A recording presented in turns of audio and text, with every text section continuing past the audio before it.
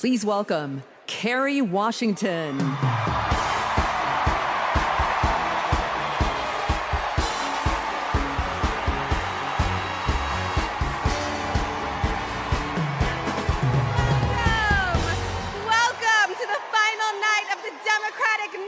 Convention. The last 3 nights have been extraordinary, and tonight we hear from our next president, Kamala Harris.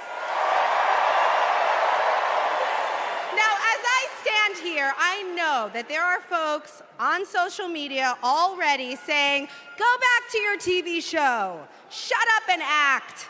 But I am not here tonight as an actor. I am here as a mother, as a daughter, as a proud union member. I am here as the granddaughter of immigrants, as a black woman descended from enslaved people. I am here tonight because I am an American and because I am a voter and because we, the people, are stronger when all our voices are heard. Look, I know that I am the one standing on this stage, but I am not the lead character in this story. You are. All of you. You are the messengers. You are the fixers. Dare I say it, you are the Olivia Popes. You are the superheroes saving this democracy. It is you, not me, who have the greatest power to convince your loved ones to vote. So, just like Michelle Obama told us, let's do something. Let's make a video. Everybody take out your phones. Everybody take out your phones. We're going to make a moment. Can somebody bring me my phone? I want to capture this historic moment and share it with the people that we love. Oh, hi! What'd you do? Come on over here.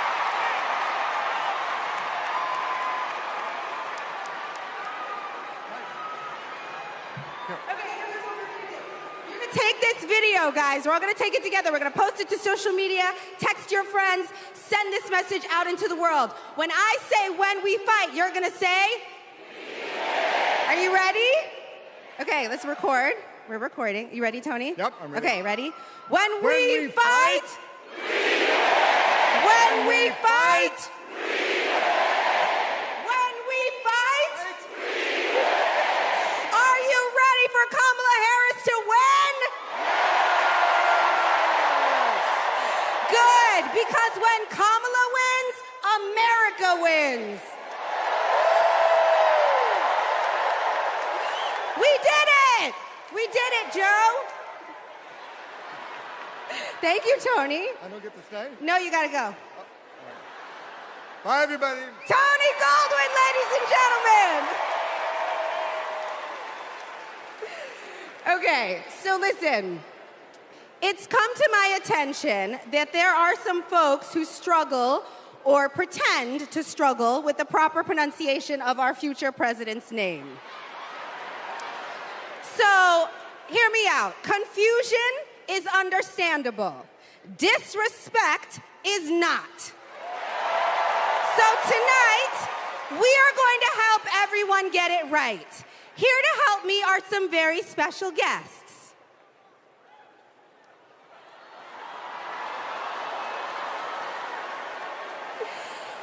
Thank you, ladies. Can you tell us your names? Hello, everybody. My name's Amara. And my name is Leela, her little sister. And what are you here to do? To teach you how to say your auntie's name. Okay. So how do you pronounce it? First, you say comma like a comma in a sentence. Then you say la like la la la la la.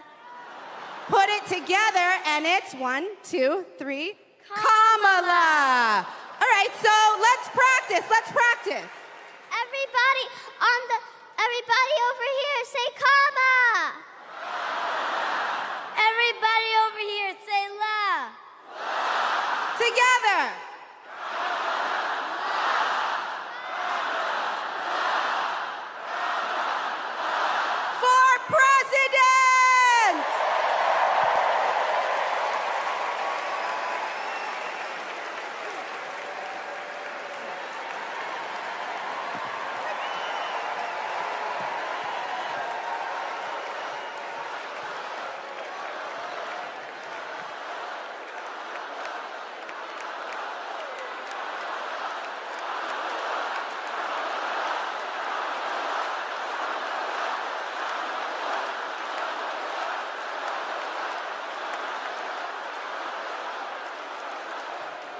Please welcome Mina Harris, Ella Emhoff, and Helen Hudlin.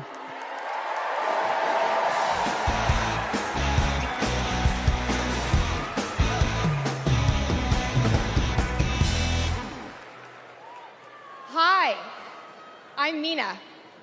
I'm Ella. And I'm Helena. I grew up in Oakland, California, in a house full of extraordinary women. My mom, my grandma, and my auntie, who showed me the meaning of service, helping her sister, a 17-year-old single mom, fighting for justice for the American people, and still cooking Sunday family dinner. She guided me, now she's guiding my own children, and I know she'll guide our country forward. Kamala came into my life when I was 14. Famously a very easy time for a teenager.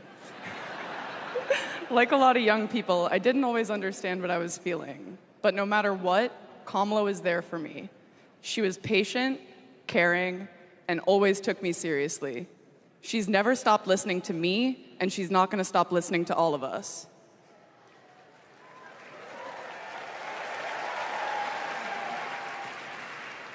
Kamala Harris is my godmother. To me, her advice means everything. Whether it's pursuing my passions, making an impact, or finding hope when the world doesn't feel so hopeful. She taught me that making a difference means giving your whole heart and taking action. She's fighting for economic opportunity, LGBTQ+ equality, and reproductive freedom, because we are not going back. She's fighting for social justice, health justice, environmental justice, and she isn't alone. We're all in this fight together. So let's keep up the fight, let's keep up the joy. And let's elect this extraordinary woman as our next president.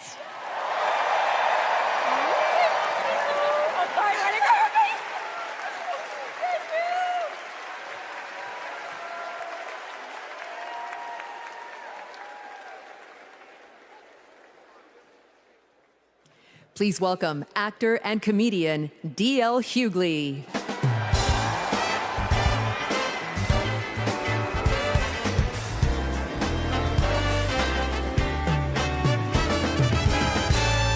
Hey now, hey Chicago, how y'all doing?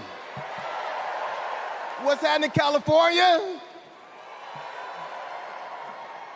Now, wait, where those AKAs at? Where they at? You know what? In 3 months, ain't gonna be no living with y'all. I can tell you this, I don't blame Donald Trump for not wanting to debate Kamala. I've been married to a black woman for 40 years and I ain't won one debate. I'm owing 93,000. Now, of course, Trump is saying that Kamala isn't black. I guarantee you this, Kamala's been...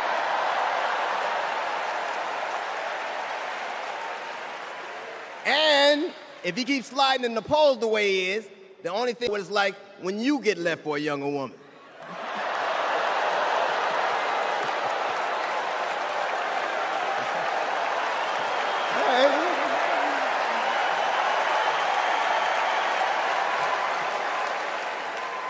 But seriously, Kamala knows the truth about the American dream, that hard work is not alone enough, hard work alone is not enough to succeed, that you need access and information and opportunity. And she knows that some folks are often denied those very things. As president, she will give each and every one of us a fair shot in life. But I believe that. I mean, if you told me the 15-year-old me would be on stage supporting a prosecutor and a teacher,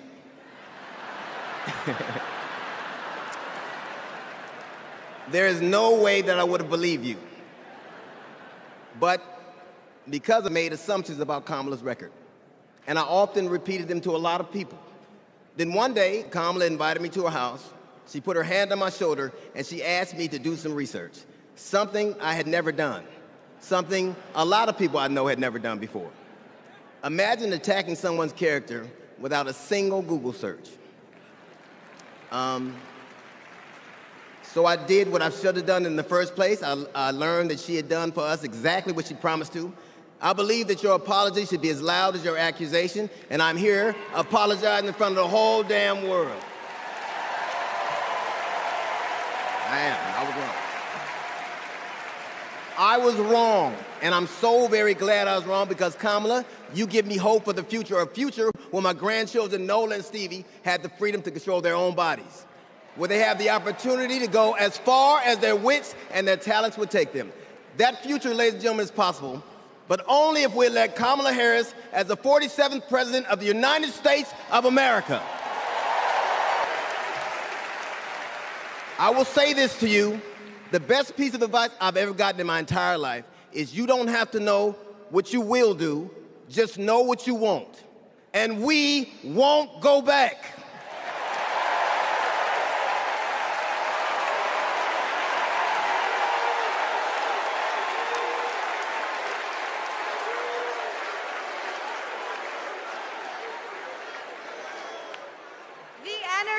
In this room is electric.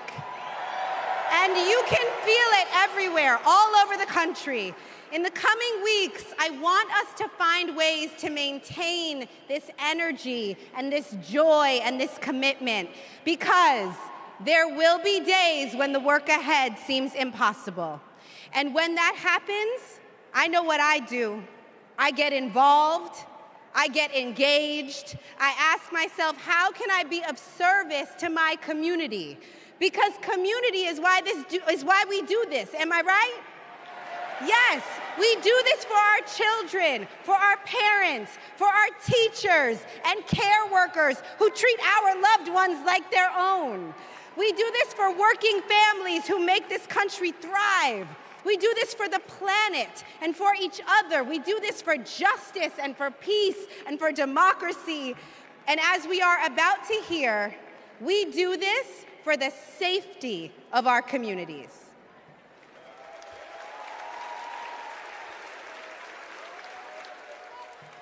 Please welcome Genesee County, Michigan Sheriff Chris Swanson.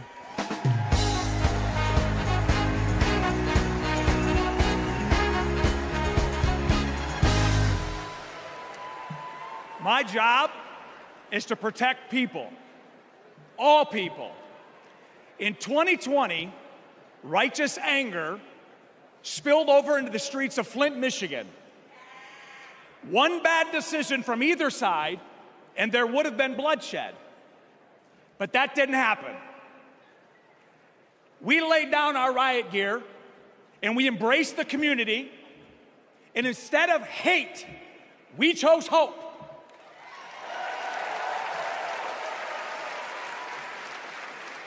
On January 6th, the opposite occurred. That day was paved with division, deceit, and denigration. Police officers were attacked that day. It could have been stopped. We need a leader who will embody what's affixed to all three sides of my sheriff patrol cars: protect, serve, and unify. Kamala Harris is that leader.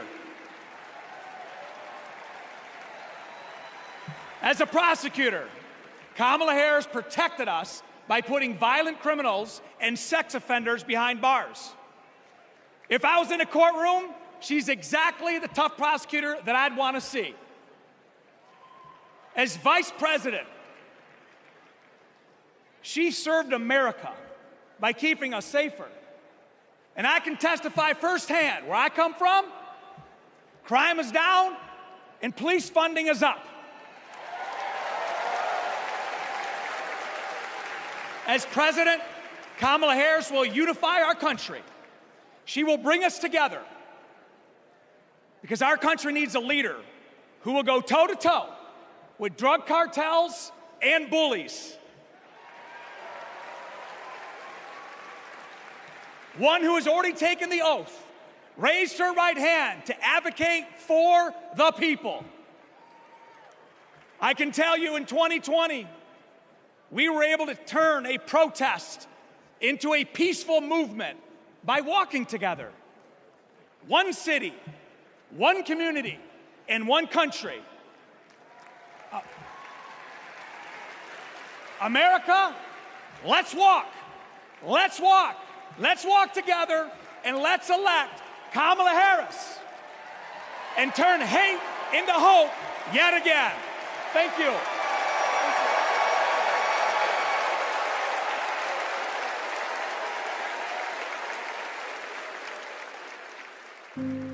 We were contemplating adopting, and then, out of nowhere, I got pregnant.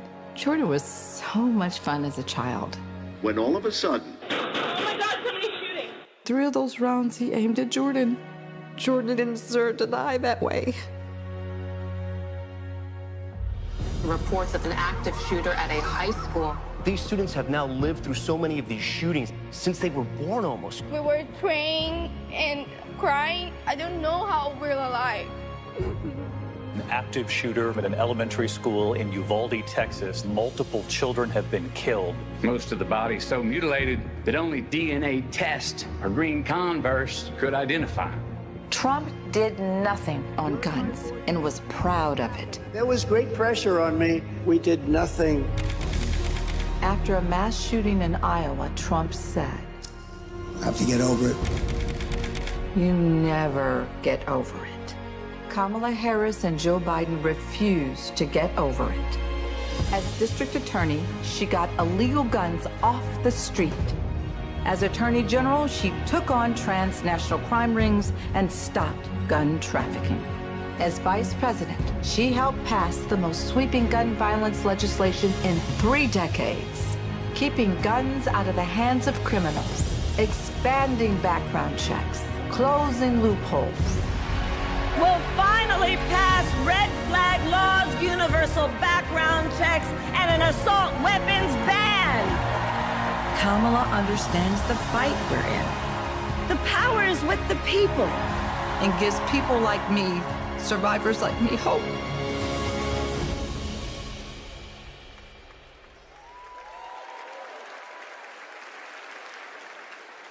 When I worked for Everytown Please for gun welcome safety. Georgia Representative Lucy McBath.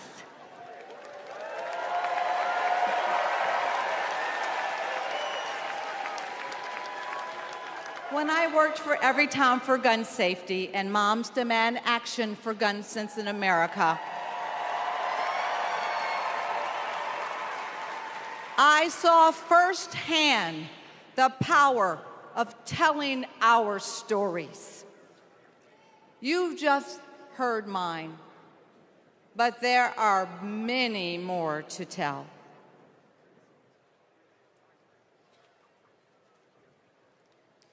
On December 14th, 2012, I walked into Sandy Hook School. I stopped at the office, chatted with my principal, then started my day with my second graders. Suddenly, a loud crash, like metal folding chairs falling. 154 gunshots blaring. Hiding in the coats, trying to sing with my students, trying to read to them, trying to drown out the sounds. Terror, crying, running. I carry that horrific day with me. 20 beautiful first grade children and 6 of my beautiful colleagues were killed. They should still be here.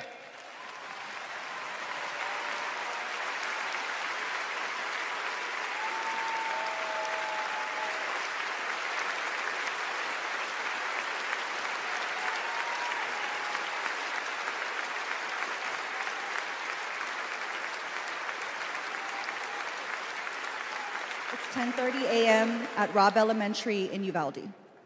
The school is recognizing my 10-year-old daughter, Lexi, for receiving all A's. She receives a Good Citizen Award, and we pose for photos. She wears a St. Mary's sweatshirt and a smile that lights up the room. 30 minutes later, a gunman murders her, 18 classmates, and 2 teachers. We are taken to a private room where police tell us she isn't coming home. Uvalde is national news. Parents everywhere reach for their children. I reach out for the daughter I will never hold again.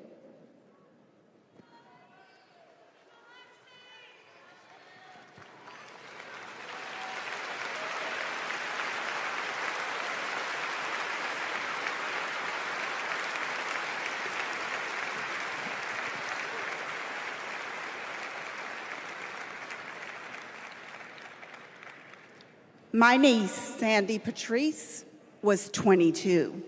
She drove to Myrtle Beach for sun and fun and motorcycle parades. Hours later, my phone rang. Shooting on the beach. No one can find Sandy. I stayed calm. You see, my mother, Patricia Ann, had been shot and killed by an abusive partner. I was calm then, too. I got to handling business. I called relatives, the police, hospitals, and I kept calling, voice steady, heartbeat pulsing. Then I was connected to the coroner. 10 years of waiting, and Sandy's murder is still unsolved. I'll keep calling, and I'll keep fighting.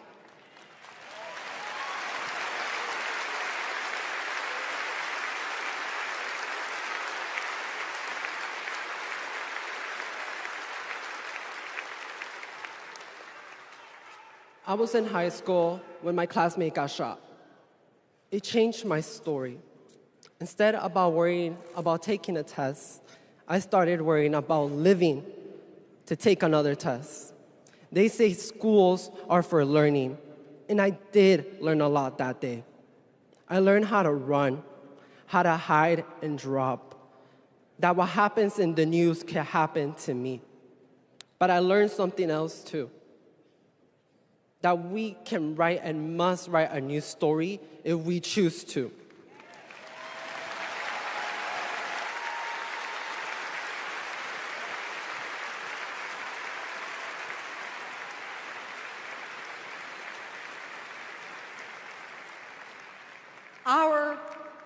Are stories of loss. But make no mistake, our losses do not weaken us. They strengthen our resolve. We will secure safer futures that we all deserve. We will organize. We will advocate. We will run for office.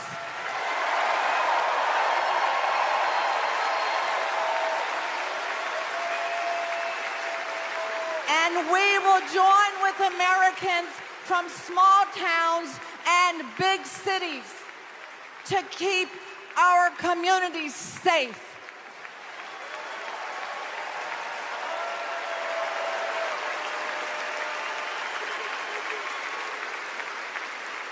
And we will elect leaders like Kamala Harris, who won't just empathize, but will act.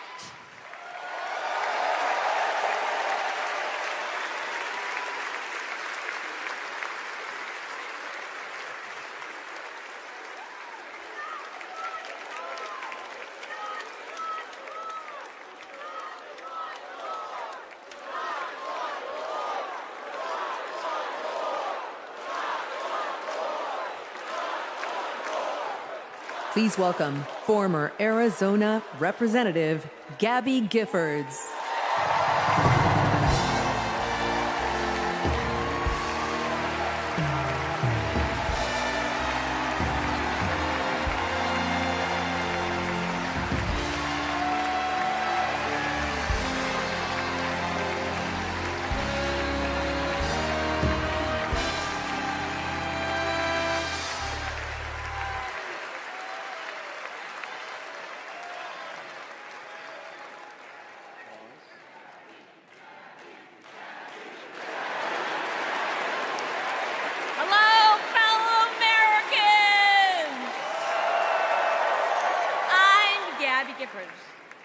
was born in the great state of Arizona. I was born with grit. I grew up racing motorcycles, mucking stalls, and exploring the beautiful desert. I fell for an astronaut.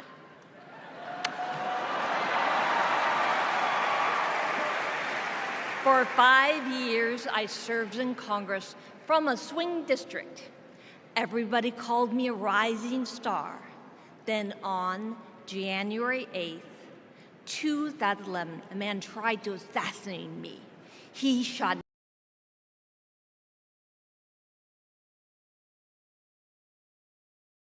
the compassion. She was all of 5 feet tall. If you met her, you would have thought she was 7 feet tall. And our mother, if I'd ever come home complaining about anything, she wouldn't have it. The first thing she'd say is, well, just stop the complaining. Just tell me what you're going to do about it.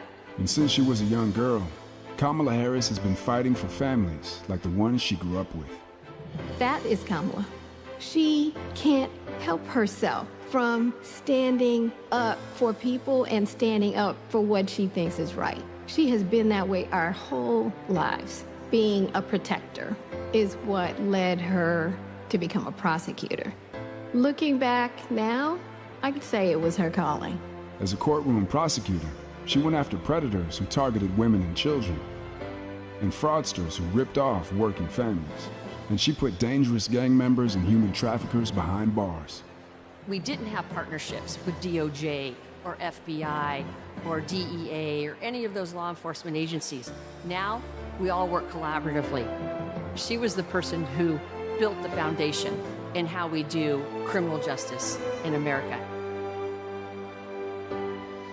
As Attorney General of California, she held the big Wall Street banks accountable for fraud, winning $20 billion for California families. She took on one of the largest for-profit colleges that was scamming students. And in the Senate, she fought for her constituents with the determination of a prosecutor, standing up for reproductive freedom. Can you think of any laws that give the government the power to make decisions about the male body? I'm not thinking of any right now, Senator. She fought to keep our children safe from the terror of gun violence. How many of you guys had to have a drill where you learned about how you need to hide in a closet or crouch in a corner in the event that there is a mass shooter? Look at that. Look at that. On the Intelligence Committee, she defended our nation against foreign adversaries. And in 2020, she made history as the first woman to be elected Vice President of the United States. She cast the tie-breaking vote to deliver urgent relief to the American people during the pandemic. She beat Big Pharma to lower prescription drug costs and cap the cost of insulin, and led the fight to restore reproductive rights after Roe v. Wade was overturned. We have worked too hard and fought too long to see our daughters grow up in a world with fewer rights than our mothers. Because she's never been afraid to stand up to powerful interests. Sometimes people will open the door for you and leave it open. Sometimes they won't. And then you need to kick that door down.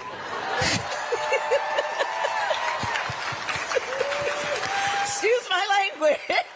Now, she's running for president, still fighting for families like the one she grew up with. Our campaign is about saying we trust the people.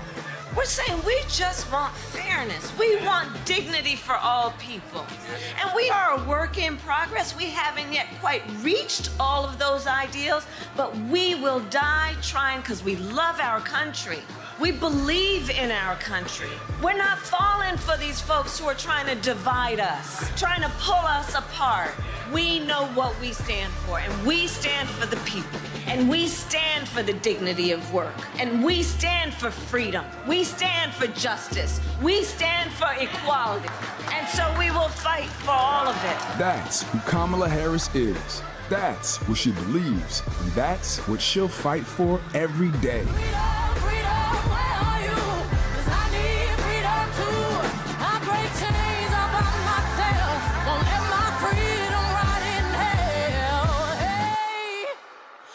Keep on running, cause the winner don't quit on themselves.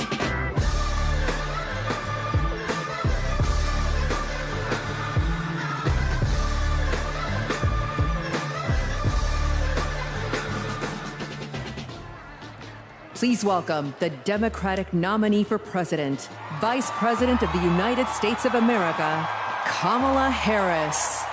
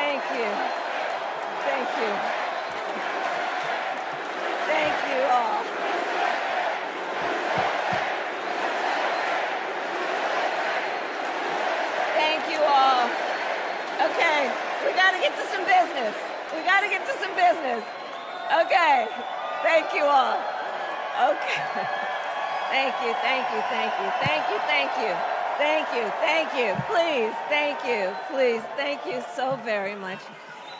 Thank you, everyone. Thank you, everyone. Thank you. Okay, let's get to business. Let's get to business. All right. So let me start by thanking my most incredible husband, Doug, for being an incredible partner to me, an incredible father to Cole and Ella. And happy anniversary, Dougie. I love you so very much. To our President, Joe Biden. When I think about the path that we have traveled together, Joe, I am filled with gratitude. Your record is extraordinary, as history will show. And your character is inspiring, and Doug and I love you and Jill and are forever thankful to you both.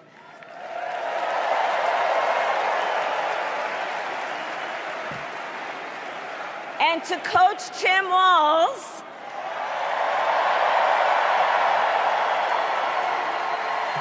you are going to be an incredible vice president. And to the delegates and everyone who has put your faith in our campaign, your support is humbling. So, America, the path that led me here in recent weeks was no doubt unexpected. But I'm no stranger to unlikely journeys. So, my mother, our mother, Kamala Harris, had one of her own. And I miss her every day, and especially right now. And I know she's looking down smiling. I know that. So my mother was 19 when she crossed the world alone, traveling from India to California with an unshakable dream to be the scientist who would cure breast cancer. When she finished school, she was supposed to return home to a traditional arranged marriage. But as fate would have it, she met my father, Donald Harris, a student from Jamaica. They fell in love and got married, and that act of self-determination made my sister Maya and me. Growing up, we moved a lot. I will always remember that big Mayflower truck packed with all our belongings, ready to go to Illinois, to Wisconsin, and wherever our parents' jobs took us. My early memories of our parents together are very joyful ones. A home filled with laughter and music, Aretha, Coltrane, and Miles. At the park, my mother would say, "Stay close." But my father would say, as he smiled, "Run, Kamala, run. Don't be afraid. Don't let anything stop you."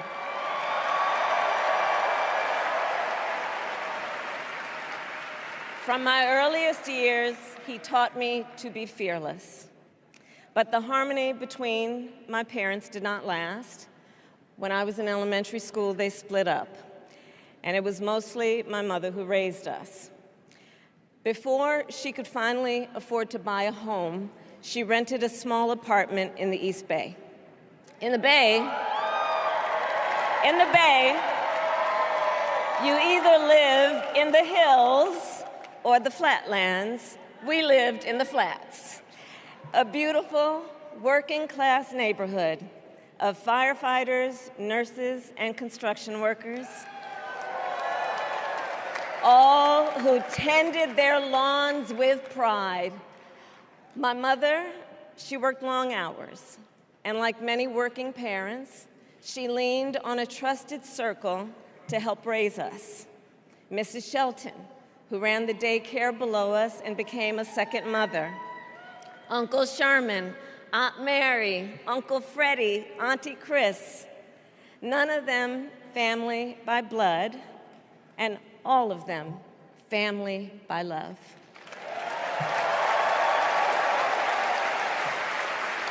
Family who taught us how to make gumbo, how to play chess, and sometimes even let us win. Family who loved us, believed in us, and told us we could be anything and do anything.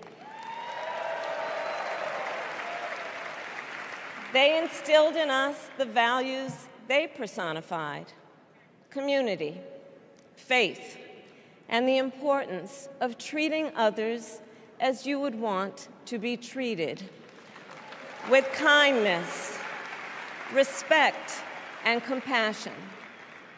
My mother was a brilliant, 5-foot-tall, brown woman with an accent. And as the eldest child, I saw how the world would sometimes treat her. But my mother never lost her cool. She was tough, courageous, a trailblazer in the fight for women's health, and she taught Maya and me a lesson that Michelle mentioned the other night. She taught us to never complain about injustice, but do something about it. Do something about it. That was my mother.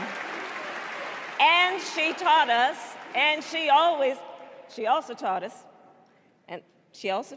and never do anything half-assed. And that is a direct quote. A direct quote. I grew up immersed in the ideals of the civil rights movement.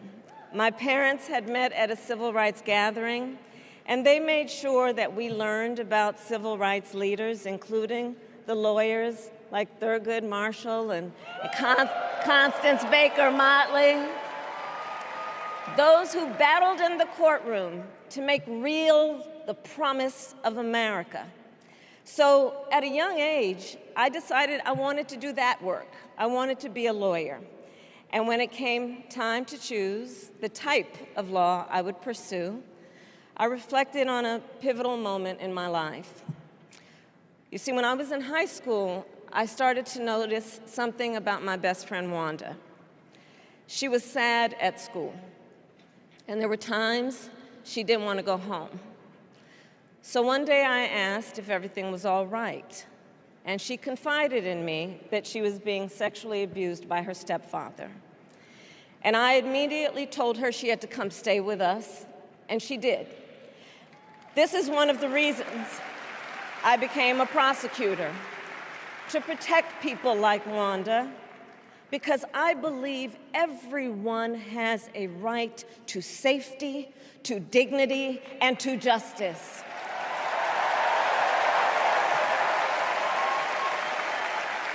As a prosecutor, when I had a case, I charged it not in the name of the victim, but in the name of the people. For a simple reason. In our system of justice, a harm against any one of us is a harm against all of us.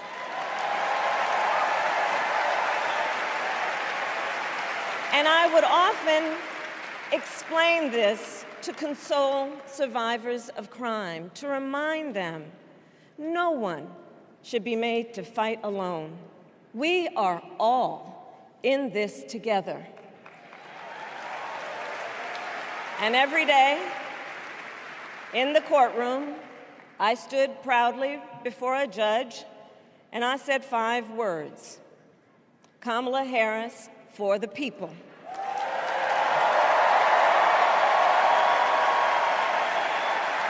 And to be clear, my entire career, I've only had one client, the people. And so, on behalf of the people, on behalf of every American, regardless of party, race, gender, or the language your grandmother speaks, on behalf of my mother and everyone who has ever set out on their own unlikely journey, on behalf of Americans like the people I grew up with, people who work hard, chase their dreams, and look out for one another, on behalf of everyone whose story could only be written in the greatest nation on earth, I accept your nomination to be President of the United States of America.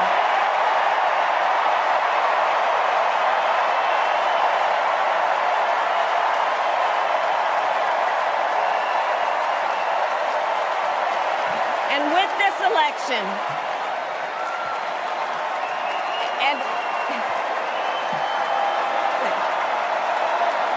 with this election, our nation with this election has a precious, fleeting opportunity to move past the bitterness, cynicism, and divisive battles of the past, a chance to chart a new way forward. Not as members of any one party or faction, but as Americans. And let me say, I know there are people of various political views watching tonight, and I want you to know, I promise to be a president for all Americans. You can always trust me to put country above party and self, to hold sacred America's fundamental principles, from the rule of law to free and fair elections to the peaceful transfer of power.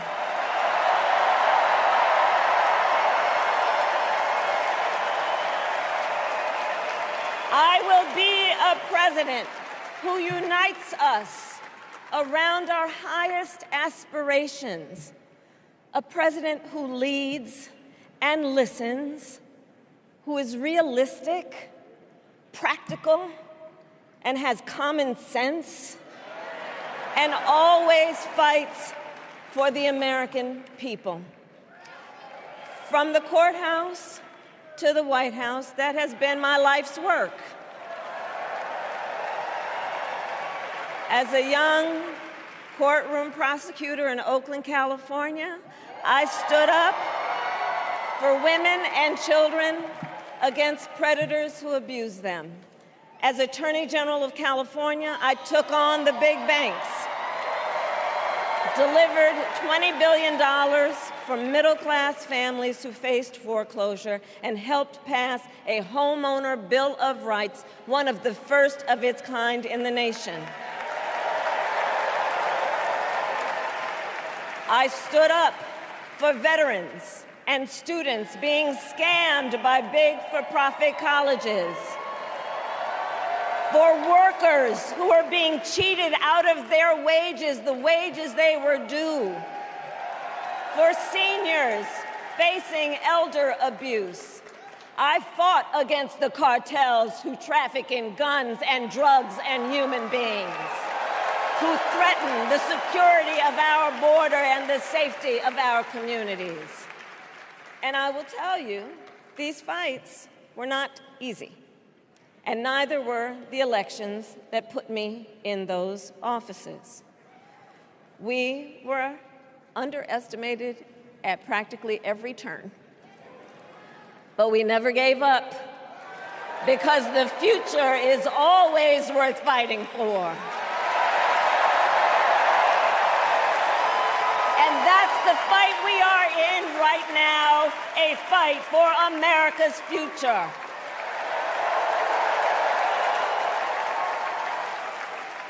Fellow Americans, this election is not only the most important of our lives, it is one of the most important in the life of our nation.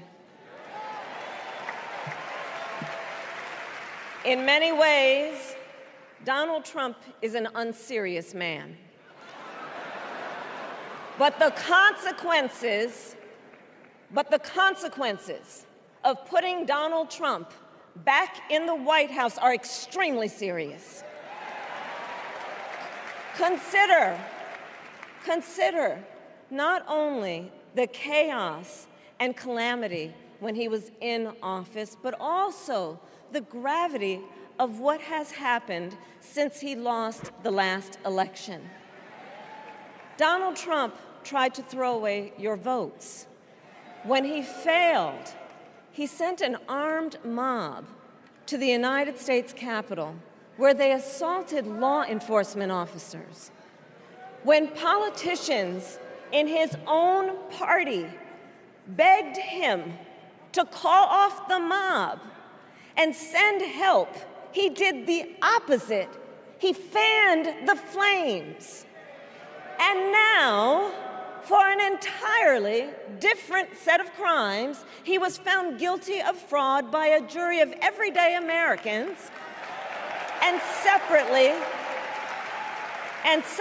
found liable for committing sexual abuse.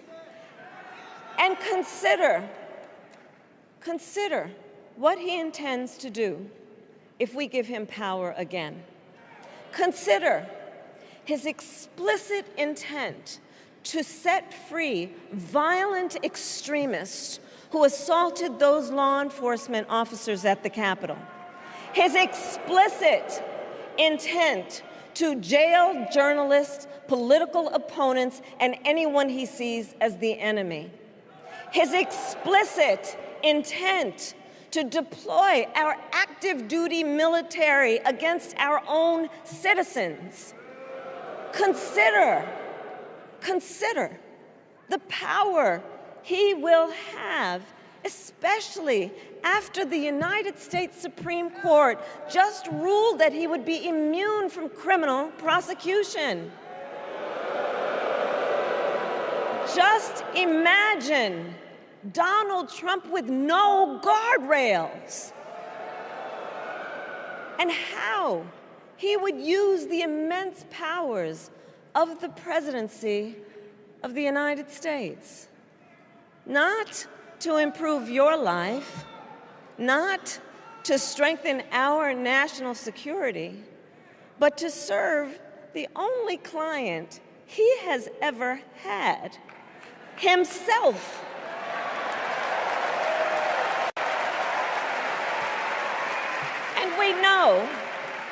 And we know what a second Trump term would look like. It's all laid out in Project 2025, written by his closest advisors, and its sum total is to pull our country back to the past.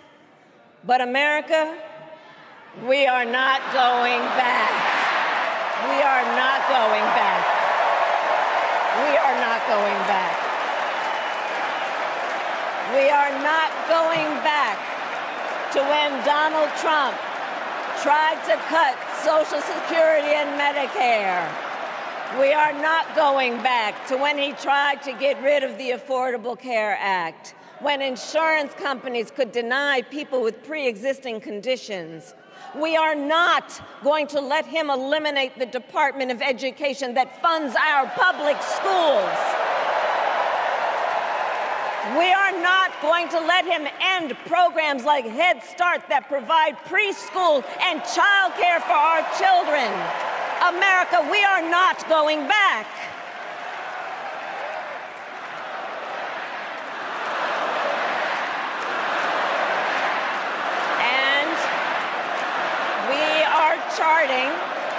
And we are charting a new way forward. Forward to a future with a strong and growing middle class, because we know a strong middle class has always been critical to America's success. And building that middle class will be a defining goal of my presidency.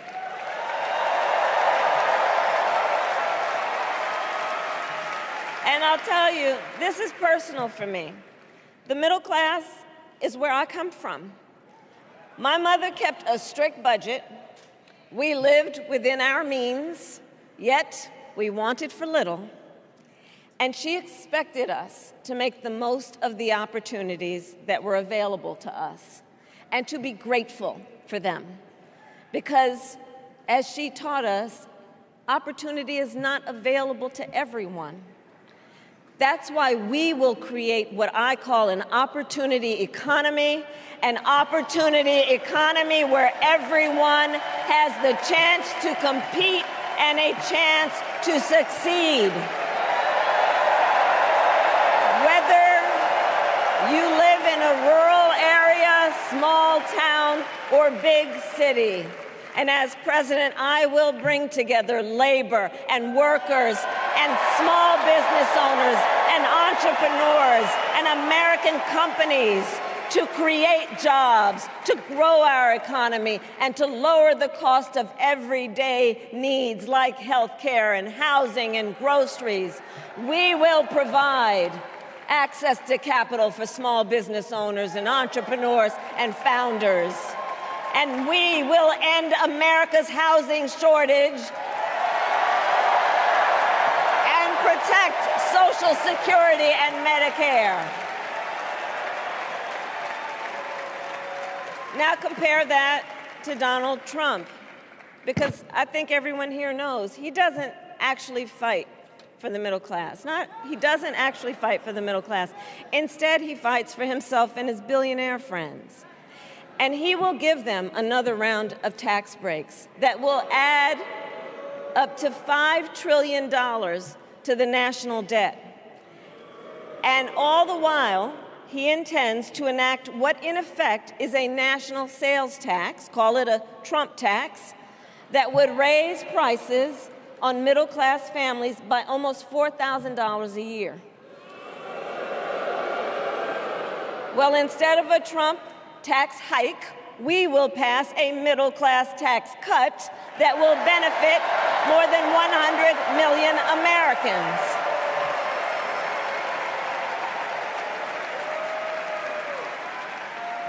Friends, I believe America cannot truly be prosperous unless Americans are fully able to make their own decisions about their own lives, especially on matters of heart and home.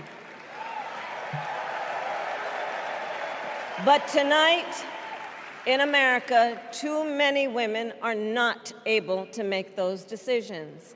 And let's be clear about how we got here. Donald Trump handpicked members of the United States Supreme Court to take away reproductive freedom. And now he brags about it. In his words, quote, "I did it and I'm proud to have done it," end quote. Well, I'll tell you, over the past 2 years, I've traveled across our country, and women have told me their stories. Husbands and fathers have shared theirs.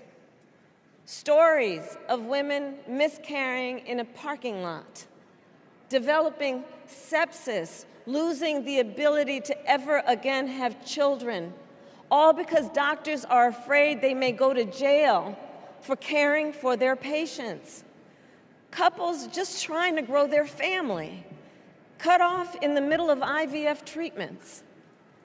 Children who have survived sexual assault, potentially being forced to carry a pregnancy to term.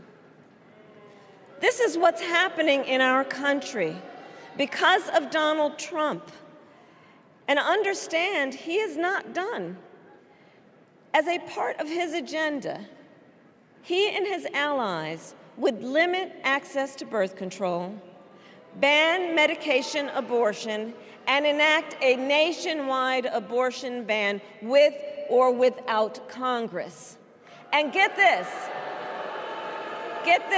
he plans to create a national anti-abortion coordinator and force states to report on women's miscarriages and abortions. Simply put, they are out of their minds.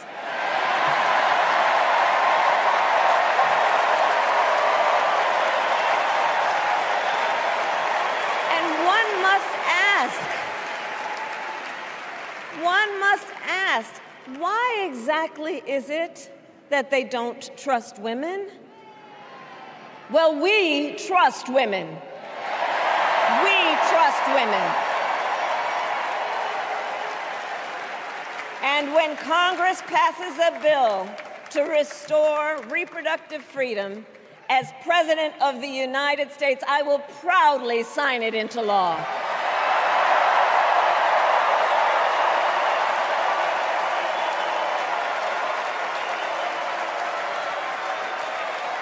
In this election, many other fundamental freedoms are at stake.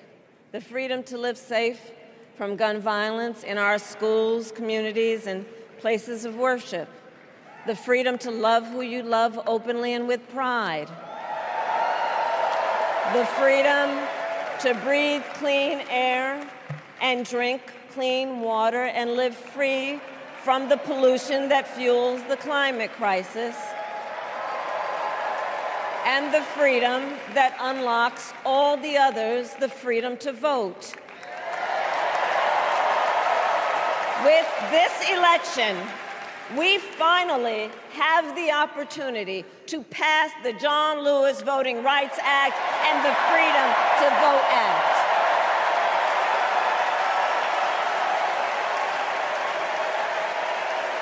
And let me be clear. After decades in law enforcement, I know the importance of safety and security, especially at our border.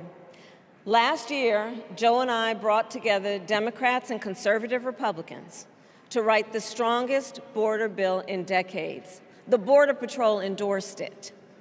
But Donald Trump believes a border deal would hurt his campaign. So he ordered his allies in Congress to kill the deal. Well, I refuse to play politics with our security, and here is my pledge to you. As president, I will bring back the bipartisan border security bill that he killed, and I will sign it into law. I know we can live up to our proud heritage as a nation of immigrants and reform our broken immigration system.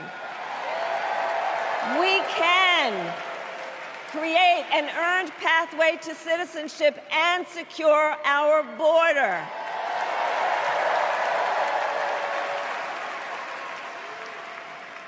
And America, we must also be steadfast in advancing our security and values abroad. As Vice President, I have confronted threats to our security, negotiated with foreign leaders, strengthened our alliances, and engaged with our brave troops overseas. As Commander-in-Chief, I will ensure America always has the strongest, most lethal fighting force in the world. And I will fulfill our sacred obligation to care for our troops and their families, and I will always honor and never disparage their service and their sacrifice.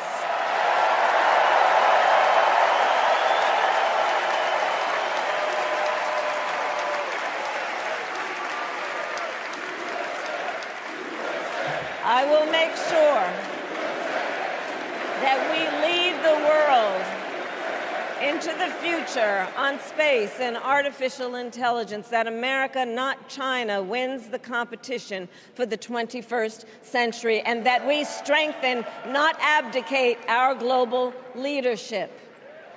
Trump, on the other hand, threatened to abandon NATO. He encouraged Putin to invade our allies, said Russia could, quote, do whatever the hell they want.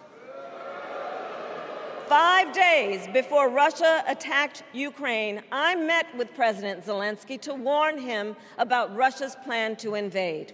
I helped mobilize a global response, over 50 countries, to defend against Putin's aggression. And as president, I will stand strong with Ukraine and our NATO allies.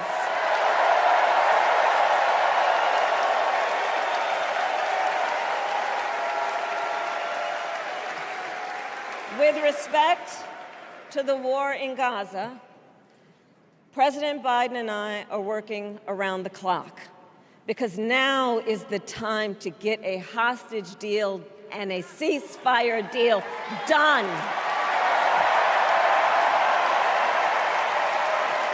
And let me be clear, I will always stand up for Israel's right to defend itself, and I will always ensure Israel has the ability to defend itself, because the people of Israel must never again face the horror that a terrorist organization called Hamas caused on October 7, including unspeakable sexual violence and the massacre of young people at a music festival. At the same time, what has happened in Gaza over the past 10 months is devastating. So many innocent lives lost. Desperate, hungry people fleeing for safety over and over again. The scale of suffering is heartbreaking. President Biden and I are working to end this war such that Israel is secure, the hostages are released, the suffering in Gaza ends, and the Palestinian people can realize their right to dignity, security, freedom, and self-determination.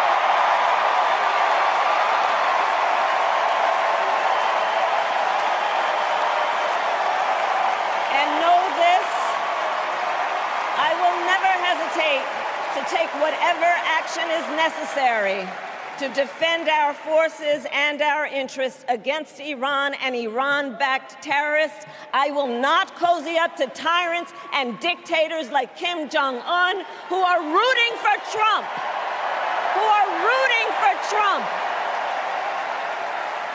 Because, you know, they know he is easy to manipulate with flattery and favors. They know Trump won't hold autocrats accountable because he wants to be an autocrat himself. And as president, I will never waver in defense of America's security and ideals, because in the enduring struggle between democracy and tyranny, I know where I stand, and I know where the United States belongs.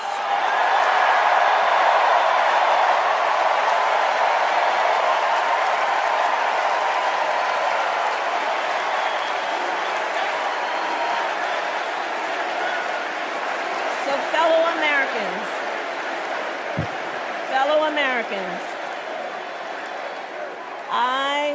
I love our country with all my heart. Everywhere I go, in everyone I meet, I see a nation that is ready to move forward, ready for the next step in the incredible journey that is America.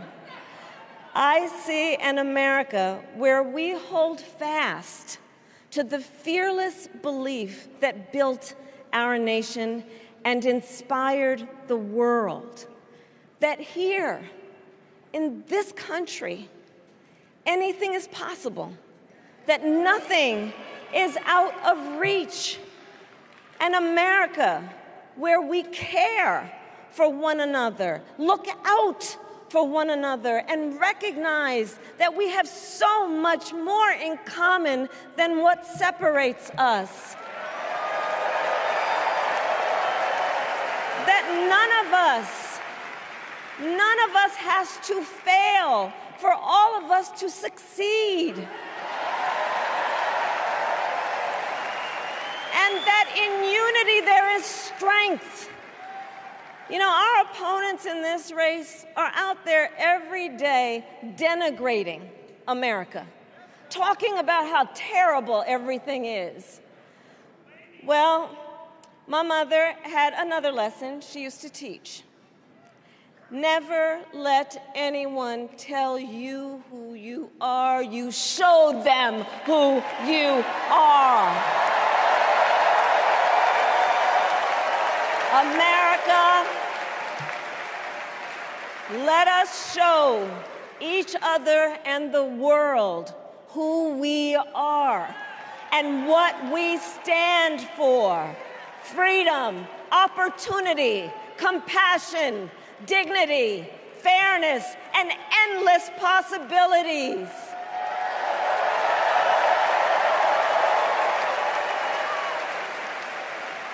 We are the heirs to the greatest democracy in the history of the world. And on behalf of our children and our grandchildren and all those who sacrificed so dearly for our freedom and liberty, we must be worthy of this moment. It is now our turn to do what generations before us have done, guided by optimism and faith, to fight for this country we love, to fight for the ideals we cherish, and to uphold the awesome responsibility that comes with the greatest privilege on earth, the privilege and pride of being an American.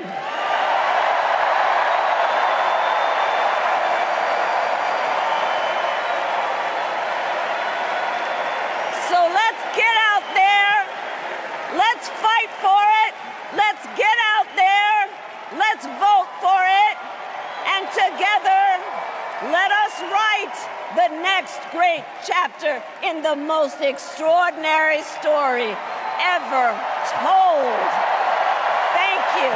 God bless you, and may God bless the United States of America. Thank you all.